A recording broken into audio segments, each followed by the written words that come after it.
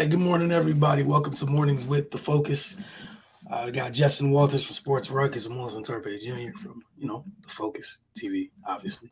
All right, so we got quite a bit to get through as we close out the final week before the NFL draft. As always, we start with what's going on in NBA playoffs because it's the most bit of pertinent information. All right, so last night, I'm sure most of you have heard, but if in case you didn't, the Memphis Grizzlies walked down the Minnesota Timberwolves last night to take a 2-1 series lead. The series had just shifted to Minnesota, and if you want to talk about a great opportunity blown, it is what the Minnesota Timberwolves accomplished last night. The Grizzlies came back they rallied from 26 down. Might I also add that they erased two 20-point deficits in the same game. So Minnesota had a team down by 20-plus points, not once, but twice in a game, and still lost. The Grizzlies went on to outscore the Wolves 37-12 in the fourth quarter. Their defense was outstanding in the rally. They were able to force nothing but contested jumpers from Minnesota. Desmond Ritter had 26 points and 6 rebounds. Ja Morant finished with a triple-double, 16 points, 10 rebounds, and 10 assists. Also want to throw in 3 blocks. Brandon Clark had a great game off the bench with 20 points and 8 rebounds. As for Minnesota, D'Angelo Russell led the way with 22 points and 8 assists, and Edwards had 19 points and 7 rebounds. However, Karl-Anthony Towns had just 4 shots in this entire game. Obviously, a lot of the credit goes to the Grizzlies' defense. Minnesota, what's going on that you can't find a way? He needs more than 4 shots a game. And it played a big role in them falling in this one. All right, on to the next game from last night. The Mavs, no Luka, right? And if you're the Jazz, this has to be troubling or starting to bother you at some point. There's a chance Luka comes back to this series. That said, without Luka, you're down 2-1. The Mavs knocked off the Jazz 126-118 to take a 2-1 series lead last night. 7 players in double figures for Dallas. Once again, Jalen Brunson went off, and he left the game for a solid period of time due to a back injury. But again, Brunson had some help, but Brunson finished with 31 points and 5 assists. Spencer Dinwiddie, which is fans, I'm sure you don't want to hear about that, added 20 points, 5 rebounds, and 6 assists, including dunking on Gobert. Didn't have that on my bingo card at all. Maxi Kleber with another solid game, especially from deep. He was 4 or 5 from beyond the arc, doing his part in pulling Rudy Gobert out the paint. And he was 6 or 7 from the field overall. The Jazz were led by Donovan Mitchell's 32 points and 6 assists. Bogdanovich added 24. 5 players scored in double figures for the Jazz. But, man, this is one of those types. If this continues and the Mavs get out of the series, there's going to be some furniture moving in Utah. Decisions are going to have to be made. And I'm interested to see what those decisions are. Are you going to move Rudy Gobert or Donovan Mitchell? Something's got to go. And for Jalen Brunson, it's not a bad time to be hooping like this. You're going to enter free agency, and people that were already, had you high on their list as a player of interest, somebody that they wanted to acquire in free agency, you probably added several more suitors, or those teams that already liked you became that much more emboldened in the fact that they were a fan of yours or you were on their list. Last but not least, we had the nightcap. Hell of an effort from Denver last night as they played at home for the first time in the series with Golden State. The Nuggets took the third quarter 30-18. That's what they won the third quarter by. And it brought them to take the lead at one point. They had a 5-point lead. And then, the Warriors, they took the lead back. And then, they traded buckets for a while. Fourth quarter was very entertaining. Andrew Wiggins, who didn't have a great game offensively. However, he hit a big 3 on a second chance opportunity that put the Warriors ahead, I think 112-111. And from there, they just closed the game down the stretch. They still have enough vets who've been there and done that. The Warriors got key stops late to make sure that they walked away with the W. Man, Draymond Green. His value can never be fully quantified by the box score. He had 10 assists last night, but the job he's done, it's going to look like, if you look at Jokic's numbers, and we'll get to them later, that it wasn't a large effect, but he was huge in this game, especially late. One-on-one with Jokic, slapping the ball away, getting possession for his team, especially at that point in the game. What he did offensively, the job he does quarterbacking those guys, while you have those three shooters running rampant around the court, he's the one quarterbacking all of it, dropping those passes in the tight spaces, orchestrating his other teammate on the floor in terms of where the screens are going to be. Doesn't nearly get enough credit, but he's on his game as expected in the postseason. As for those three dynamic guards, Poole finished with 27 points, Thompson had 26, and Curry had 27 off the bench. Nikola Jokic led the way for the Nuggets, and this line is crazy with 37 points, 18 rebounds, and 5 assists. That's what this man is doing. He just needs some more help, and we know from the help standpoint what he doesn't have available to him especially in terms of firepower offensively. There's no Jamal Murray. There's no Michael Porter Jr. But he's doing all he can. And keep in mind, he's putting those numbers up. And one of the things the Warriors did was when they had the ball offensively, man, they put Jokic in every freaking offensive action in the half court possible. So he was happy.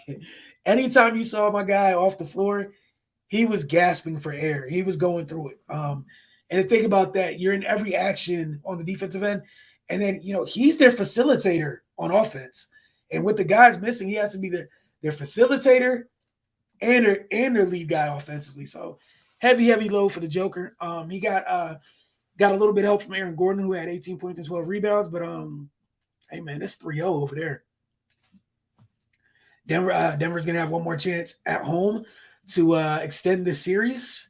Otherwise, Golden State if Golden State wins the next game, they get to rest a little bit, sit back and see what happens in the next round, which is kind of crazy considering, where they've come from, especially with Steph just getting back. So if they're able to win, Steph get a little bit of rest, but that is, some good basketball being played. As for tonight's schedule, you got the Hawks looking to get on the board in this series with the Heat. They're down 2-0 as the series shifts to Atlanta tonight. Got game 3 of the Bucks Bulls series.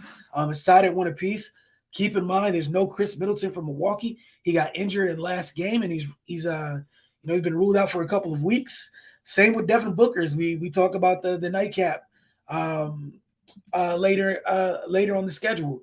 The Pelicans Suns in game 3, no Devin Booker. He has a grade 1 hamstring strain. Not going to see him for a couple of weeks as well. And this is the first game of the series that's in New Orleans. One of the things that Ray always says all the time, you never want a young team to get confidence. I'm interested to see how the Suns go about snuffing out the Pelicans' confidence in the first game, on their home court. That said, the Pelicans have to be feeling great.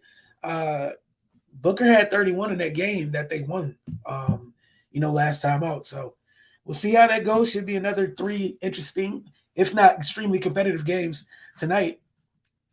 But we're going to go ahead and, transfer over to the NFL. All right, Jess, I know one of the things you wanted to talk about today. You said you wanted to get into these QBs today. So cede the floor to you. Yeah, well, I know we talk about a lot of the positions, and we kind of been downgrading the quarterback position. So I'm gonna try to. I watched them all yesterday again and tried to be positive and just come up with some, just a quick scout report on each one, and we'll go through them real quick. I started off with Malik Willis. He's just a playmaker at this point. He still has a lot of development, but he can come in right now. He's a playmaker. He can make. What's surprising, though, is he's actually accurate. I mean, he has accurate with a strong arm, and he has all the tools. It's a little short, 6 foot maybe, but there's still development to be made. What he actually reminded me of watching him, sadly, was like Jalen Hurts when he was at Alabama.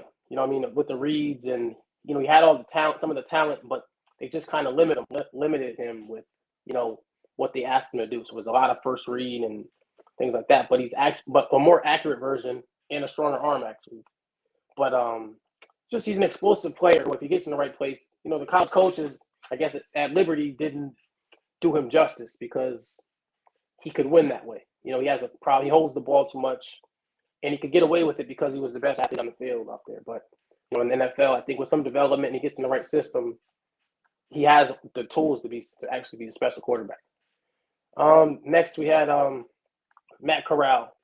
He's a gunslinger, but what's weird was when he can make throws from different angles. Doesn't have the greatest tools, but I think when he got to Lane Kiffin, a weird thing was the second year he kind of took the ball out of his hands. The first year he had a couple games. Yeah, I think one game he threw 6 picks, another one he threw 4. It was just he just was trying to make big plays and he wasn't seeing the coverages. Like anytime a defense was to drop 8, he didn't know what he was looking at. So he think he could force a ball in and look off a safety, but no one's moving in that zone. And I think I heard him say it where it's just he thought he could make throws through zones that he couldn't. And I think he's deadly in the quick game, has a quick release, can make the intermediate throws, but really inconsistent on the deep ball. And like I said, one of the things that bothered me was in a lot of clutch situations, they did a lot of running where one read and run. And he's not that kind of athlete where that's going to work in the NFL. And that kind of bothered me with that. Next, we had Sam Howell. He's actually small. They say he's small, but he's thick. So he's short, but he's as thick. He has a really strong arm. Decent athlete. Reminds me a ton of Baker Mayfield, which I don't know if that's good or bad. And he's probably worth a gamble probably on late day 2 if you want to take a chance and hope you can develop a little more. The thing with him, Howell, along with Corral, was that they had their best years when they had more talent around them. When North Carolina had all that talent last year with the 2 running backs that were drafted in the second round and the receivers, that was when he had his best. Howell had his best year, and this year was a lot more running. And they're not that kind of athlete where they're just going to be running the ball like that, in the pros, and not surviving actually if they do. Next was Desmond Ritter. He's a weird one because he processes really well. He could do everything pretty well, but it's just he's erratic. His accuracy is off and on, and he'll miss terribly. Occasionally he makes the right reads, but sometimes he'll just make a throw that has you scratch your head where it's not near anybody. But he knows what he's supposed to be doing. He's going to the right people, but he just kind of has that issue with accuracy. But he's a better athlete than expected, and he didn't really run much at Cincinnati. Where I think maybe in the pros, if they open that up to him, where not so much running like design runs, but just to scramble a little more and use his athleticism to his advantage. Next is Kenny Pickett from Pittsburgh. He had I guess he was in the running for the Heisman this year. What's weird, it took him 5 years to break out. So he was an older player, and it finally broke out. And maybe that some of that has to do with them having a receiver that might be a first-round pick next year and being his go-to guy. I think he was a sophomore, so that played a part. But for someone who's been starting for 5 years, he still bails from clean pockets and goes straight to his checkdowns and not taking chances. He's average tools, average athlete. Doesn't really win with his mind as much as you would expect for someone who's been in college that long. He's not nearly as explosive as the rest of the group, besides the next guy who has no legs. So the next guy would be Carson Strong from Nevada. He's a statue in the pocket, has deep knee issues, but he has a ridiculous arm. I was watching him today. It was shocking some of the throws he makes. Like if you just look at his highlight throws, they're ridiculous. But thing is, if this was 1990, he'd probably be a first-round pick. But he has cartilage issues in his knees, and it's just hard to see him in today's game surviving. But if you watch him, I think if you're if he's there day 3 or late day 2, maybe take a chance on him to develop him. But if you just watch him throw the ball, there's some of the most ridiculous throws you'll see from a quarterback, especially in this class. Him and Willis probably have the best arms in this class. Yeah, I was about to say, I think he's one of the guys where you definitely day 2. You got an extra pick day 2, or you took care of some of your business on day 2. Yeah, I would take a flyer over because of the arms element.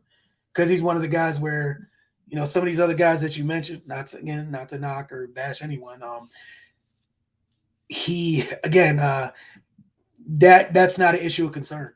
And one of the things to keep in mind is I think one of the reasons it's kind of tough for him is he's coming off a year he was injured. You're a quarterback with the bad wheel. Some people only think about the running, man. That's your planting. That affects a lot of what you do, period. So yeah, even though he got a strong arm, able to get, to compensate for some of it, we definitely didn't see the best version of him this past season. So the most recent, I'm not saying you specifically, but like the freshest pitcher in everybody's mind, you almost got to go back a year to like the last time you saw him healthy. So I'm sure there's somebody. There's a couple teams in the league that's kind of like, well, I mean, I liked him when he was healthy. Bring him in quietly, try to get him together. And I don't know. Did you have an issue like with him processing or anything, or is it literally just the kind of like the lack of mobility to a degree? Yeah, I think it's mainly just lack of mobility, and like you said, he maneuvers in the pocket pretty well, but it's just he's going to need that room to stride, and I think he's going to be haste heavy, but he's going to be slow anyway. But when you throw in the knee brace and just I guess it's a deterioration of the knee, it's what are you banking on? And I think as NFL teams, the thing would be to throw pressure at him, and his movement is bad. It's just bad and probably going to get worse. So that's an issue for me, really. Oh, that was the last one? Yeah. Okay, so look, this next thing's all your idea. So where you want to go, man? Looking down the road a little bit. Obviously the draft's next week. You want to look at some prospects in the class as a whole that you think have the potential. Looking down the road, when we look back, going, oh man, that guy, I get why he's talked about as one of the best guys from that class.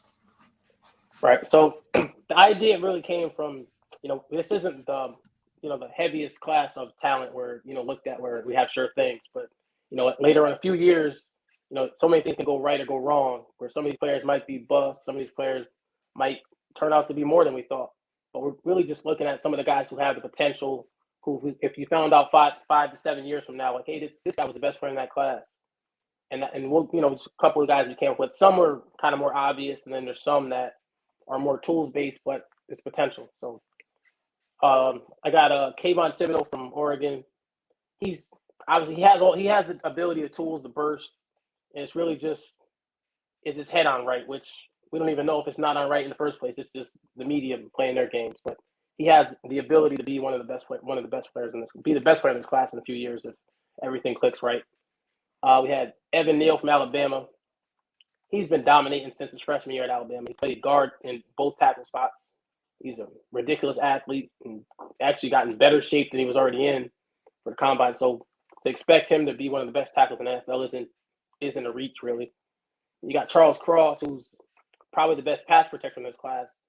Mississippi State passes the ball 60 times a game, and he's smooth, light on his feet, great pass blocker. And again, the question with his run game is just you haven't seen him do it. It's not that he's weak or hasn't, he's bad at it. It's just they don't run the ball. So that's a question with him. But athletically, he's proven he can do it. He's blocked some of the best players in the country, whether it was Will Anderson or other top players in the SEC, and done a good job. We got I always forget his first name. Okonwu from State. He what's his name? Dang, I forgot the first name. But Icky. I'm sorry, Icky. Yep. I'm sorry, Icky Okonwu.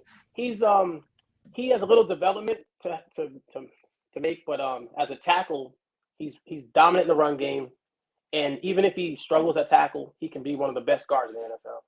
But again, as a tackle, it's just occasionally he can be a little over aggressive, but there's work, he can improve on that. Next, we have David Ojabo from Michigan. He has all the skills to be the best rusher. He would easily be a top 10, 15 pick if he didn't tear his Achilles at his pro day. So to see him to come back and see where he goes and, be a good steal for someone in this draft. Then next, we have Trayvon Walker from Georgia. He was excellent in his role at Georgia, but, more so they used him more as in the run game and holding off, helping out, actually clearing up for his teammates. So to see the freak athlete that he was at the combine, and he moves like a linebacker, but he can play D tackle, D end, and spot a quarterback. He can do everything. So to see if he goes in the right situation, is allowed to actually pin his ears back and develop some hand use, he could dominate in the NFL. Then next we got Jermaine Johnson from Florida State. He was at Georgia, transferred from Georgia, and had a great year, and then dominated at the Senior Bowl. So just having the ability to actually see what he can do at Florida State and at the Senior Bowl showed, he's not even fully developed yet, but he has great hand use, gets off the ball well, and he has some polish to his game also. It's kind of crazy to my bad to cut you off, but it's kind of crazy how you feel like he's one of the most well-rounded players at his position in terms of not having questions, and yet he's not talked about higher. It's really weird. It's really weird. You know what I'm saying? It's I get folks, that love the upside and all that stuff. One, it's not like he's old, and then two, where's the questions with him? Honestly, I'm not. Obviously, there's no such thing as a perfect prospect, but I feel like he's a super clean prospect. Where's the issue? It's actually a good combination, actually, of upside and what he is now and upside, which a lot of these prospects have questions of one or the other. So he actually meets in the middle, but maybe people are looking for either this super freak athlete or this overly productive college player, but he kind of combines the two. That's why I don't really get it. And then the other thing is, even obviously, again, no such thing as a perfect prospect, but he's not bad at any part of his game. Obviously he can get better, which is the scary part. And to me, the fact that there's room to grow is what kind of makes me think he should be viewed higher, because there is room to grow. And the production, we've seen it, and we know if you were a part of that Georgia defense where we're giving everybody else credit and some people too much credit just for being a part of it, and he left to go do it without those guys alongside him. This ain't Florida State from the 90s. But hey, just my 2 cents. Go on my bad.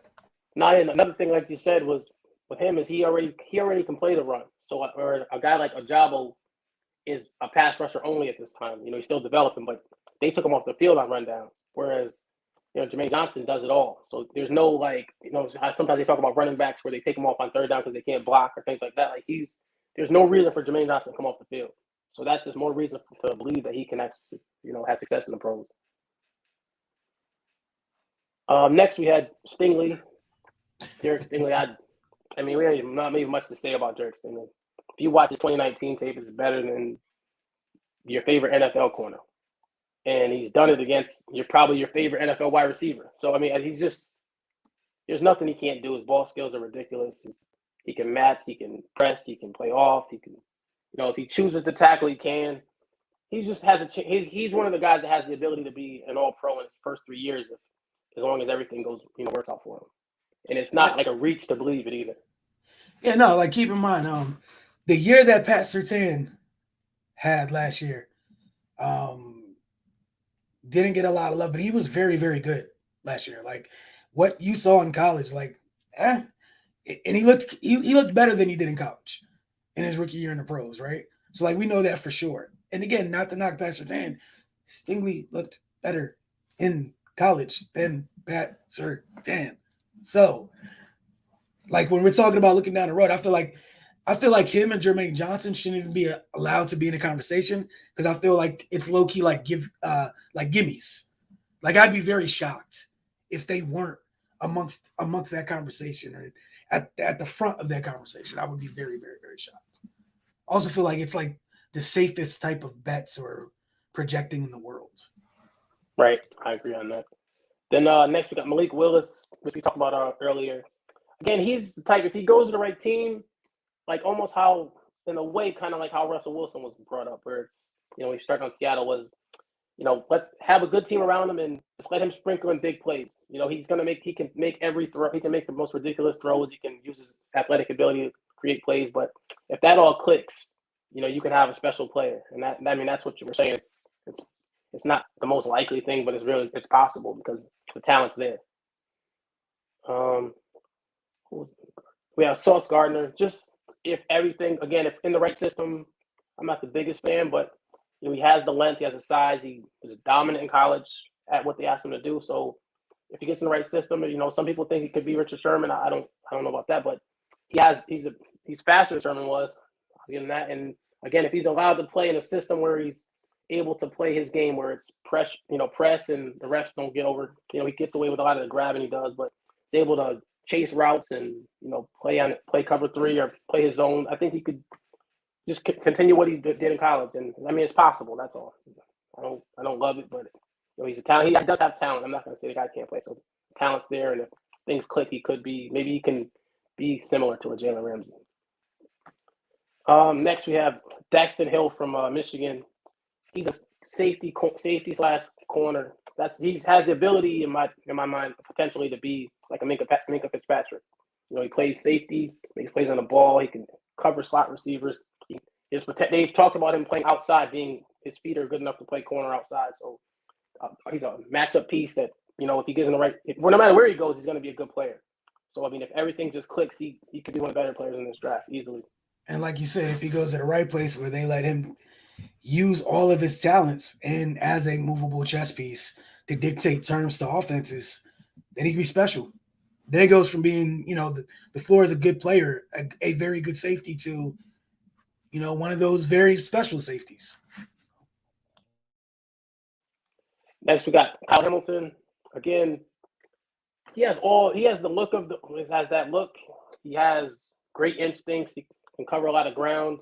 And again, it's just more so being used properly. And, there's development also. I mean, I think a lot of times we see a player of that size and who's been hyped that much, we just assume that they don't have development to make. If he can improve at certain things, and he's not much of a guy you want in man coverage, but, it's where they place him. They allow him to roam the field and make plays like he did in college. He has the size and ability to be the best player in this draft at some point. We got the receiving class is weird. We got a lot of guys there. We got George Pickens from Georgia. It's really just staying healthy and having a team that believes in him. I think George Pickens is already an amazing prospect. He's being overlooked because of injuries or whatever the case may be. But Georgia doesn't really throw the ball often either when he was healthy. But when they did, he was the guy. Seeing him, we talked about this before. Him and Stingley in 2019 had a crazy matchup in the championship game, and he was winning a lot of those matchups. He's just a polished receiver. He looks a lot like AJ Green, and he's just smooth in his routes, gets out of his routes, and great catches everything with his hands. He's a polished receiver. He's more of like an old school X receiver. Like put him on his side and let him win. Then we got Treylon Burks. Again, he's big, talented, fast, but it's weird. He's more fit based. If he gets to their team where they use him, because he can be your number one option, but it's going to take some coaching of moving him around a little bit. How do you get the ball in his hands? He can make contested catches. He can run after catch. Weird stat I heard actually was that he led the college football in yards after catch, which you wouldn't think for a 225-pound receiver. 6'2", 6'3", 225 with, ability to run after catch, run away from defense, make contested catches, catch screens, slants. So he's only going to get better in the pros. And again, if a team has to use him properly, because he has to polish, probably get better with his routes. But again, with that size and speed, you think a team should know how to use this guy. Next we have Jameson Williams. Just speed kills, and his speed is next level. It's not, it's NFL. It's track speed. It's not even NFL speed. It's next level speed, and it's to get open. It's with the ball in his hands. It's through the catch. He doesn't slow down. And another thing, for a guy that fast, he's able to stop on a dime. Which is big. A lot of guys take extra steps to get out of their breaks, but he runs a comeback as soon as he's moving, and then next thing you know, he's reverse field and coming back to the ball, or his double moves. He stops and he's gone. There's no extra steps.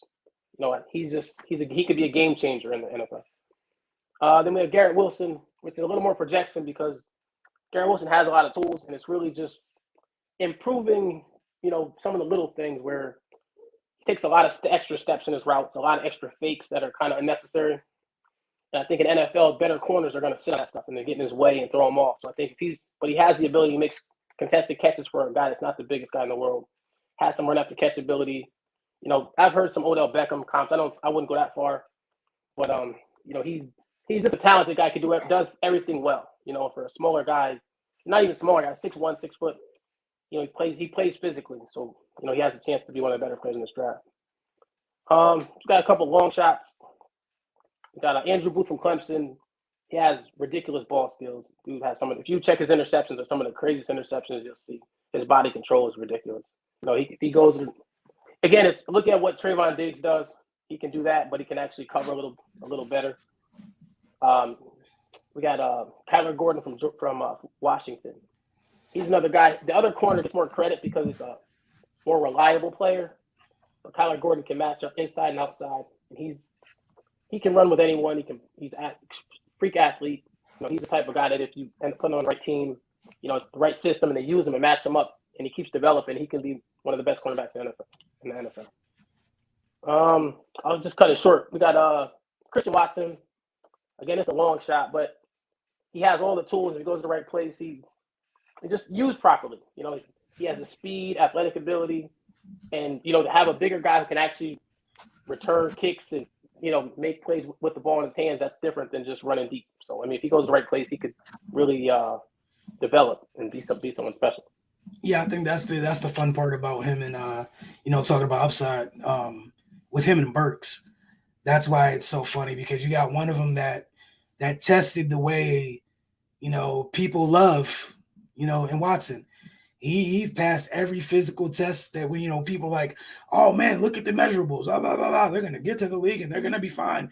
They're like, but he went to North Dakota State, so let's throw everything out the window.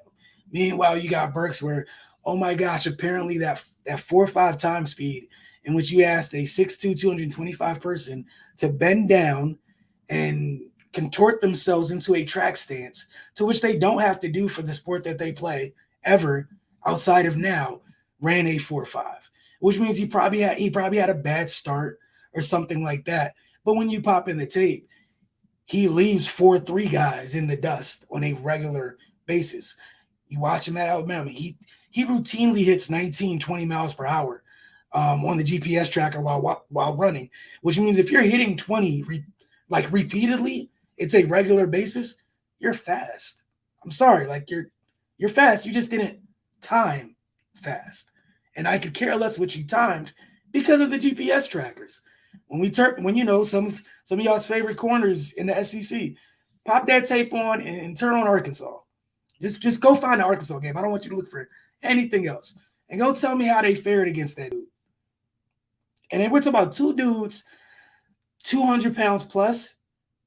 If they're comfortable letting y'all run end arounds, kick returns, punt returns, it's not normal. It's not normal. One of them 6'5", 210, you shouldn't be returning punts. You shouldn't be agile enough to do that. And in big games, in college, you know what it is. You put your best athletes at prime positions and give them those key opportunities to break open games or what have you. One of those guys was asked to do that at 6'2", 225. The other one was asked to do it at 6'5", 210 or 6'4", 210, what have you. But bigger bodied guys asked to do smaller player things. So, you talked about the Ohio State guys, talk about some of the other guys. They're dwarfed by how these guys are put together physically. And if they're similar in terms of their agility and whatnot, what are we doing here? I'm not saying don't like the Ohio State guys. I'm just saying, looking down the road a little bit, if Watson, I'll say it, if Watson or Burks ends up in one of those McVay Shanahan places, yeah, I wish you the best because someone's going to feel dumb that they passed. Because those offenses, if they end up in the right place or the right teams, you're going to be able to get the most out of them because there's a precedent, there's a blueprint for it. And it doesn't have to look the same as how Debo did it. It doesn't have to look the same, but you can use them in ways how Minnesota uses Justin Jefferson at times. You can use them so many different ways. How trying to think how the Browns use Peoples-Jones. That's also in that scheme. You got the Rams. You can move. Cooper's not a little guy. They move Kupp all around the formation. And these are guys that with a little bit more wiggle and explosiveness. I'm not talking about Cooper, but just period. In the frames that they come in, man, the last thing you want in the secondary is 6'2", 225, ending up in an alley with just them. Or if you're a corner, one-on-one down the sideline, Hey, man, it's a go ball or what have you. Those are some big dudes to try to wrestle and hand fight with. Just to be completely honest, those are the type of dudes, you take the YOLO throw to, 1-on-1 down the sideline or in the red zone. Two big targets. Like you said, man, I just like what they bring to the table, and it's up to wherever they land to get the most out of them. Right. Yeah, it feels crazy always saying like, oh, they end up in the right place, but there's some bad coaches, some teams that don't use their players properly. So there are more bad coaches that don't use their players right than there are good players that end up, or like top players that end up in the right place. Because right. most often what happens, you'll get the player that nobody expected to, like, you didn't see their upside, but they end up with the coach. They end up with the guy that's like, oh, let's get everything out of you. And then that player goes nuts.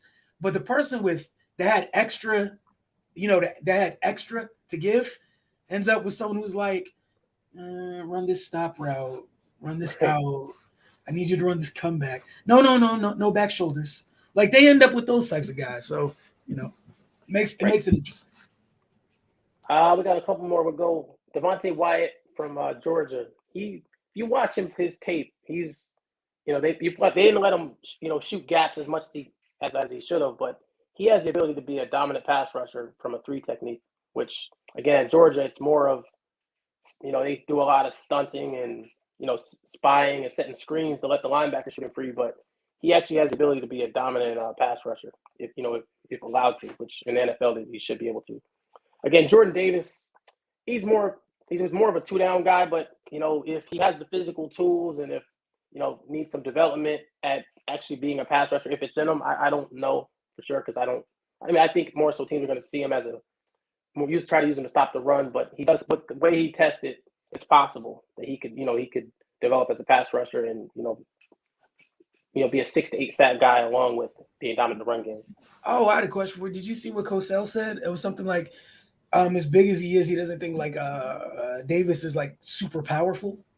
Right. Yeah, so because they're more of he's like, again, especially with Georgia, a lot of them is they hold the block. Like he's there and he's holding 2 guys or holding 1 guy and trying to make a play that way. Where the power is you're moving forward and moving people. That's where Trayvon Walker, you see him moving people. Whereas Jordan Davis, you see it's either he's going to attack a gap or he's going to hold someone, which that's a big difference. Where I think that people don't look at when they're looking at a player. The strength is just one thing, holding it, whereas power is moving it. And some of these rushers, when you're trying to project them forward, that power allows you're moving someone, you can get rid of them. But holding them is different because it still takes some type of explosion to get rid of that blocker. What else we got? We got Quay Walker from Georgia, linebacker. He's the other linebacker in Georgia, supposedly. But if you watch it, they asked him to do a lot. He played against the pass, he played against the run, but he's bigger, faster, does everything basically that Dean is said to have done. But Dean's job was more easier. I mean, a lot easier where he just was able to sit there and chase people and make the tackles, whereas Quay Walker actually had to fight blockers and cover, which is basically what the NFL is. It's a space game. But he's doing that at 6'4", 230, 240. So, he has a chance with more reps and just being in the pros to really show his game. With a lot of times, Georgia and Alabama, they ask some of the linebackers to do so much that sometimes the NFL is easier, where they're just saying, okay, go make plays.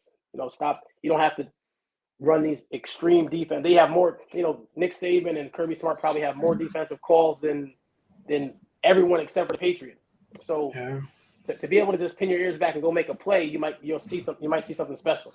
Right. It definitely feels like that for Alabama DBs. It's felt like that. Yep, same. Yep. Because like I said, they have one way they want you to play, and you get to the pros, and they're saying just get comfortable. Get in a position. If you're 6'4", you don't want to bend your knees all the way down and touch the ground. In your stance. Whereas in the college, they're making you do it, or you're not going to see the field. Better get that backpedaling, boy.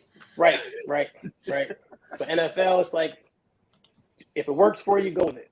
And I think that's where a lot of these guys who are just freak athletes are allowed to play football. They become better players and they maximize the talent. We'll end up with the last one, Drake London. Again, you need some things to click. I mean, I'm not the biggest fan, but there is a road for that to work out for him. You know, if he actually can run by people on the outside, you know, he wins contested balls, and he's allowed to do damage in the slot. Again, he's not going to ever be a dominant run after catch guy, but he's dominant at the catch point. So you got to give him that. And then if he's put inside and played with the right quarterback who will make those throws and allow him to go get the ball, he has a chance to be a really good player in the NFL. Yeah, and I think that's one of the things is like with him, because I see, you know, people's valuations, people's thoughts on their takes on him, what have you, they're all over the place. And I just think he's one of the guys where, you know, give him credit for his strengths, what he brings to the table. He's able to win routinely. And then it's just figuring out that, like, how he wins right now is how he wins. There's a couple things that he does well that other people don't do, and they're well enough that they do translate to the next level. And the other stuff, we might find out that maybe some of this, maybe there's more that he has to his game that just wasn't able to be on display. We're not sure. Like I said, some folks have access to USC practices. I know we do not. So I'm not going to sit here and say, you know, this is exactly what he is and he'll never be anything else, because that's foolish without being privy to all that type of information. So it could be that was the role he had to play for that offense. Do I think he's going to turn out to be do I think it's the same case where, like, it's with Treylon, where it's, oh, that 40-time throw it in the trash, like he can run? No, I don't think it's that. But I do think, like, in a league like today, everything's in the offense's favor. If you can get to where you need to get to and at the top of the route, you can win at the top of the route over and over again. It is what it is. Like, there's something to be said for that. As Justin said, a win is a win. Is a win is a win. Like, it's a win. I don't know. Like, I don't have to like how you do it. I'm not saying I don't, but I'm just saying, like, it's a win. The fact is, at some point in time, the fact that you can that at the catch point, I feel like it's 80-20 you at all times. There's value. There's value in that. I'm sorry. Like, there's value in that. You might not be able to burn a guy on a go ball, but if you can get them going upfield and it's back shoulder, that means it's just me and you all day between you and your quarterback. The DB doesn't have a chance of, you know what, of getting a hand in there to mess with it or anything, because they got to come through you. And again, it's a former basketball player, man. Just some of the stuff is, I want to.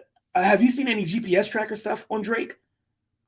Like, I think that's what I need. You know what I'm saying? I think that'll help me out about how I feel about him.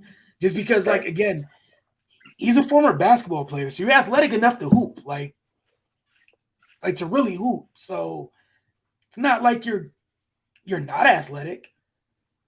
It's just maybe just how, you know, again, everything's almost linear with the NFL and whatnot, testing wise, even though the game's not played that way, which is why it's absurd.